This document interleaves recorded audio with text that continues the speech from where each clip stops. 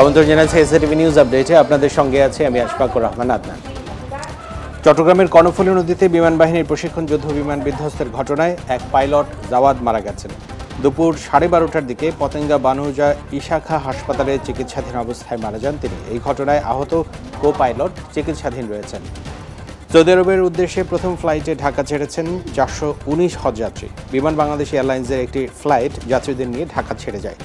হজযাত্রা যেন আরামদায়ক হয় এবং যাত্রীদের সর্বোচ্চ সেবার বিষয়টি খেয়াল রাখতে সংশ্লিষ্টদের নির্দেশ দিয়েছেন ধর্মমন্ত্রী মোহাম্মদ ফরিদুল হক খান। আসন্ন হজ মৌসুমে যথাযথ কর্তৃপক্ষের অনুমতি ছাড়া কেউ হজ পালন করলে 6 মাসের জেল এবং 50,000 সৌদি রিয়াল জরিমানা করা হবে। অবৈধভাবে হজ পালন ঠেকাতে কঠোর পদক্ষেপের কথা জানিয়েছে সৌদি আরবের স্বরাষ্ট্র মন্ত্রণালয়। প্রধানমন্ত্রী শেখ হাসিনার আসন্ন ভারত সফরে তিস্তার পানি বন্টন চুক্তি ছাড়াও দ্বিপাক্ষিক ও আঞ্চলিক বিষয়গুলো প্রাধান্য পাবে বলে জানা গেছে। নরেন্দ্র মোদীর সঙ্গে বৈঠকে এসব বিষয়ে আলোচনা হতে পারে। সকালে প্রধানমন্ত্রীর সঙ্গে দেখা করেছেন সফররত ভারতের পররাষ্ট্র সচিব মোহন কোয়াত্রা। এদিকে দিল্লি সফরের পরেই জুলাইয়ের প্রথম সপ্তাহে প্রধানমন্ত্রী শেখ হাসিনা বেইজিং সফরে যাচ্ছেন। চিত্রনায়ক সোহেল চৌধুরী হত্যাকাণ্ডের ঘটনায় ব্যবসায়ী আজিজ মোহাম্মদ ভাই সহ 3 জনকে যাবজ্জীবন কারাদণ্ড দিয়েছে আদালত। বাকি 6 জন খালাস পেয়েছেন। হত্যাকাণ্ডের প্রায় 26 বছর পর এই মামলার রায় ঘোষণা করেন ঢাকার দ্রুত বিচার ট্রাইব্যুনাল 2-এর বিচারক অরুণাভ চক্রবর্তী।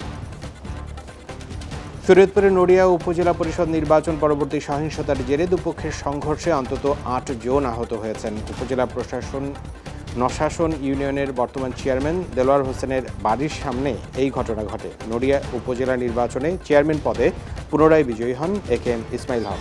এবারে দেশের বাইরের খবর। ভারতের 18তম লোকসভা নির্বাচনে ভোট গ্রহণ চলছে। এরই মধ্যে এই নির্বাচনকে কেন্দ্র করে যুক্তরাষ্ট্রকে নিয়ে বিস্ফোরক মন্তব্য করেছে রাশিয়া। দেশের পররাষ্ট্র মন্ত্রণালয় বলেছে, যুক্তরাষ্ট্র 2024 সালের লোকসভা নির্বাচনের মধ্যে ভারতকে অস্থিতিশীল করার চেষ্টা করছে। মার্কিন ফেডারেল কমিশনের রিপোর্টে ধর্মীয় স্বাধীনতা লঙ্ঘনের অভিযোগ তুলে ভারতের সমালোচনা করার পর এমন মন্তব্য করল দেশটি। এবারে মাঠে ময়দানের খবর।